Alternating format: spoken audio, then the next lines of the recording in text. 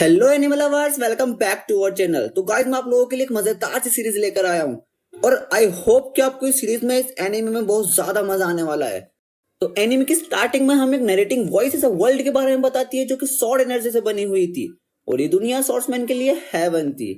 और जो कोई भी बंदा सॉर्ड्समैन के सभी रेल्म को पार कर लेता था वो इमोर्टल बन जाता था।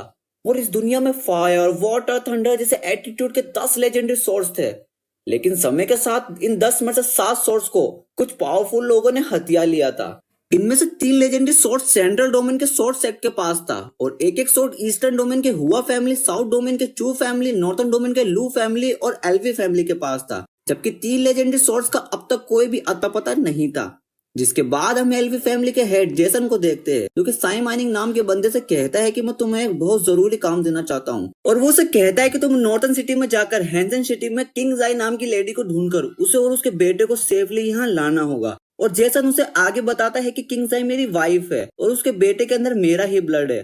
जिसके बाद वो साई माइनिंग को एक जेद देते हुए कहता है कि तुम इसे किंग जाई को दिखा देना, जिसको देखकर वो तुम्हारे ऊपर विश्वास कर लेगी और तुम्हारे साथ आने के लिए तैयार हो जाएगी। दूसरी तरफ हम जेसन के बेटे एलवी यंग को देखते हैं जो कि साफ सफाई कर रहा था। इसके बाद हमें उसके पास्ट के बारे में बताया जाता है जहां हम देखते हैं कि जब एलवी यंग काफी छोटा था वो हमेशा अपने मदर से अपने फादर के बारे में पूछा करता था। और इसी तरह एक दिन जब वो अपनी मदर से अपने फादर के बारे में पूछ रहा था तो वो बेहोश हो जाता है। और डॉक्टर जब उसे चेक करता है तो वह बताता है कि इसके मन के अंदर बहुत से सवाल है जिसके कारण इसके दिमाग पर गहरा असर पड़ा है और अगर हमने इसका इलाज नहीं किया तो ये सालों तक ऐसे ही सोता रहेगा। तो ये सुनकर टोनी की मदर टेंशन में आ जाती है। तो किंग जाई को परेशान देखकर उसका फादर जो कि उस फैमिली का हेड भी था वो हर्ब लेने के लिए डेविल मिस्ट फॉरेस्ट में चला जाता है। लेकिन काफी समय बीत जाने के बाद वह वहां से नहीं लौटता। वहीं किंग जाई बिना कुछ खाए पिए अपने फादर का इंतजार कर रही थी और खाना न खाने के कारण उसकी भी मौत हो जाती है। और जब कुछ सालों बाद एलवी यंग की आंखें खुलती है तो उसे पता चलता है कि उसकी मदर की डेथ हो चुकी है। साथ उसके ग्रैंडफादर के लापता हो जाने के कारण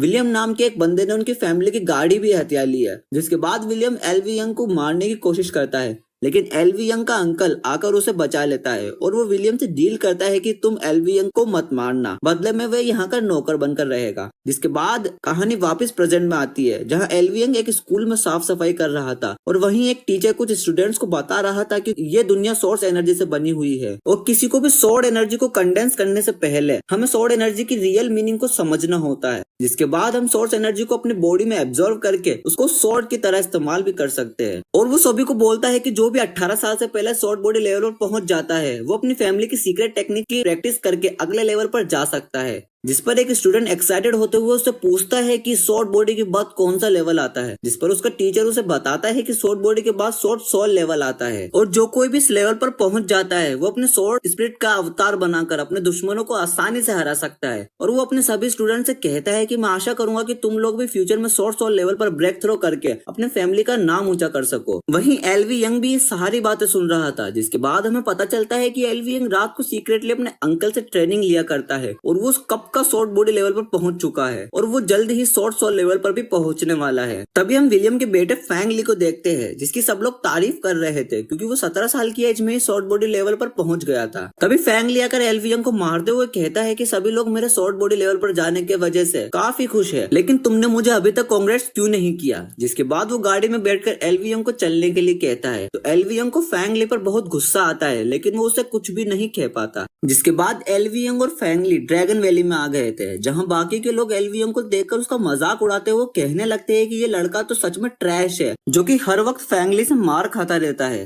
इन सारी बातों को सुनकर एलवी यंग को बहुत गुस्सा आता है और वो अपने मन में सोचने लगता है कि फ्यूचर में मैं इन सभी को सबक जरूर सिखाऊंगा। वहीं फैंग ली अपनी सिस्टर के पास आकर उसे कहता है कि मैं शॉर्ट बॉडी लेवल पर पहुंच गया हूं, जिसको सुनकर उसकी सिस्टर उसे कांग्रेट्स करती है। तभी फैंग ली अपनी बहन की दोस्त से कहता है कि तुमने मुझे कांग्रेट्स क्यों नहीं कहा और कहीं तुम्हारे अंदर घमंड तो नहीं क्योंकि तुम मेरे से 1 महीने पहले ही शॉर्ट बॉडी लेवल पर पहुंच गई हो। जिस पर वो लड़की फैंग ली से कहती है कि ऐसी बात नहीं है, मैं भी तुम्हारे लिए खुश हूँ लेकिन मैं तुमसे 1 साल छोटी हूँ जिसकी वजह से मैं बस 16 की एज में ही शॉर्ट बॉडी लेवल पर पहुंच गई थी। इस पर फैंग ली उसे कहता है कि तो इससे क्या हो गया और कहीं तुम्हें ऐसा तो नहीं लग रहा कि तुम मुझसे ज्यादा टैलेंटेड हो। और वो उस लड़की को फाइट के लिए चैलेंज कर देता है जिसको वो लड़की भी एक्सेप्ट कर लेती है। और इसी के साथ ये पार्ट यहीं पर एंड होता है। अगर गाइस आप लोगों को ये एपिसोड जरा भी पसंद आया तो वीडियो को लाइक जरूर से कर दीजिए और चैनल को सब्सक्राइब करके बेल आइकन को ऑल पे सेट कर दो ताकि हमारी वीडियोस आप तक जल्दी से पहुंच सके।